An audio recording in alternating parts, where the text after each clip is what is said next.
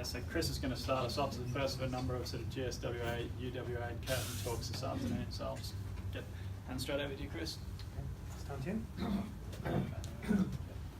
All right, well, first of all, I'd like to start with a few apologies. First of all, this title is absurd. I do apologise. I know what I was thinking. Secondly, when I had the idea to have a series of cartoons about Sid the Stromatolite, and when I started drawing them, I didn't intend for them to be so angry. And this is the beginning, and as the story progresses and Sid gets introduced to the lava, he became more and more livid, and it ended up being more of a South Park episode than Dolly Dog. So this is the only cartoon of Sid you'll see. Anyway, hi Sid, and bye Sid. Anyway.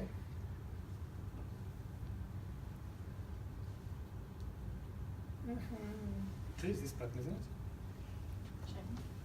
This one. Yes. Can you use the arrows? Is that right? Sorry. Okay. So this talk involves some of the observations I've made in the of stromatolites in the Kimberley region, principally in the Paleoproterozoic, which is exposed in the northwest trending Halls Creek origin and northwest trending King Leopold origin and northeast trending Halls Creek origin, which contains numerous metasedimentary and meta-igneous rocks. As far as I know, do not contain fossils. So we can safely dismiss those for the time being, and I shall be talking about the Kimberley Basin strata, which is exposed through a simply monstrous area, which does have a few fossiliferous horizons. So just to focus in on this is partially part of the Kimberley Basin stratigraphy.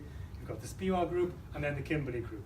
And the units highlighted in red contain stromatolitic horizons. Now the Kimberley Basin itself is about 1814 to 1740 million years old. It's dominantly a sedimentary succession, however it is the Hart, Carson, Large Igneous Province does intrude partially intrudes the Kimberley Basin, and that'll become important later. And as I said, we do have some restricted stromatolitic units. So, Pointer is working if you want pointer, but the click is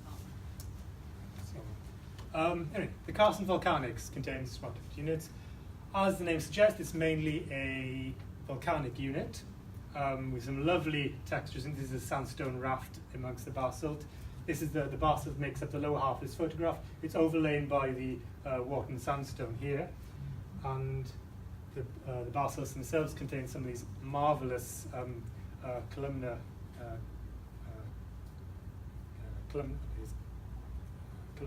basalt in places, and that's probably the most complementary I'll be to the volcanic units.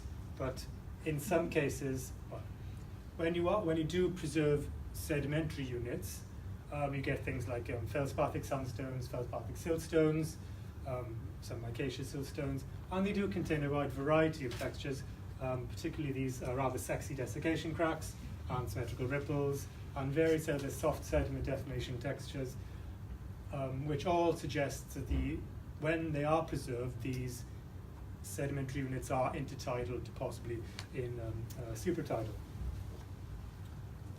And in some parts of the basin, particularly these examples are from around the Columbaroo area, which is the extreme north of the basin, you have stromatolites. And these are some particularly lovely examples. So they usually crop out of these lovely biohomes, which can be up to 3 meters long in some cases, but this is a particularly smaller, well-preserved example. Stromatolites start off as domes, which then branch and then become these lovely straight parallel columns. Now if we focus in on some of these, they do polish up rather well, and that's principally because they are, it's stromatolitic chert. The rock has been completely replaced by chert, and as you can see here, the preservation is quite good in some cases, and get a lot of these anastomosing columns with good inheritance of laminas, that is, one sort of neatly fits on top of the other. There's a good continuation of lamina across several columns, which from my reading on conversations with Kath Gray, that may suggest that these were probably deposited in settings with a very slow sedimentation rate. And as I said, they've been entirely replaced by chert. Now, when you do find these in these sort of intertidal settings, it's highly likely that the stromatolites were growing in these intertidal to suprasidal settings. However, in some parts of the basin, the sedimentary units are highly, or the distribution of these sedimentary units is highly controlled by basalt. So you just see them in these little pods infilling these sort of little depressions on this sort of basaltic plane. So it's possible that some of these stromatolites were growing in possibly a hot spring style setting, because everything has been completely replaced by chert, and the entire package in this area is completely hydrothermally altered. And this is possibly the last, the death of this sort of Carson large igneous province. The basalt has finished being extruded, and all you have left is this hydrothermal system at the end of the large igneous province. But definitely intertidal, possibly some rather interesting and sexy hot spring setting as well. Now, if these are good examples of the stromatolite, have a look at this hideous nonsense. And this is what happens when you live dangerously. Basically, don't go outside, stay home and watch the Antiques Roadshow. Because these are, overlying these sort of stromatolitic horizons, you get sort of a few, the last ditch eruptions of basalt, and the stromatolites are basically getting superheated and cooked and just fractured.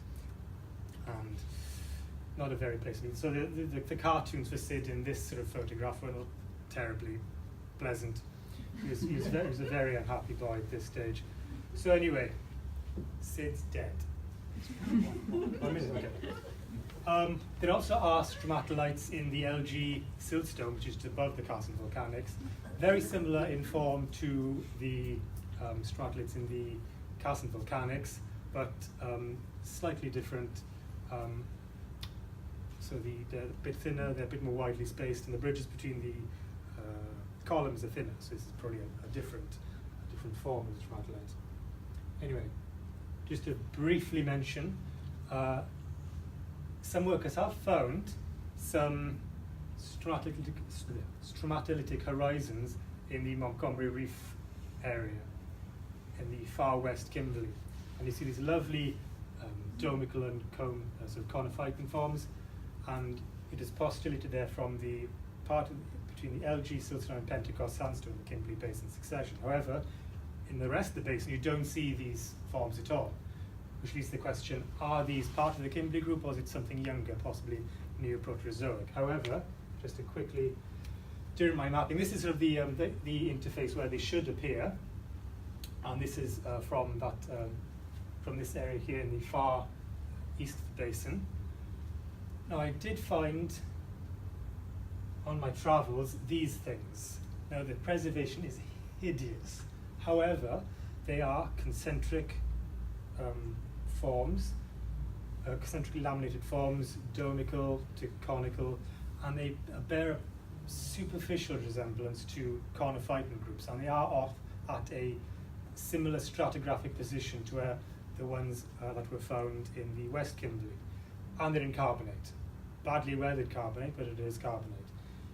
So this sort of leads, you could possibly think, is this part of an unmapped carbonate unit that stretches across the Kimberley, and that you get these sort of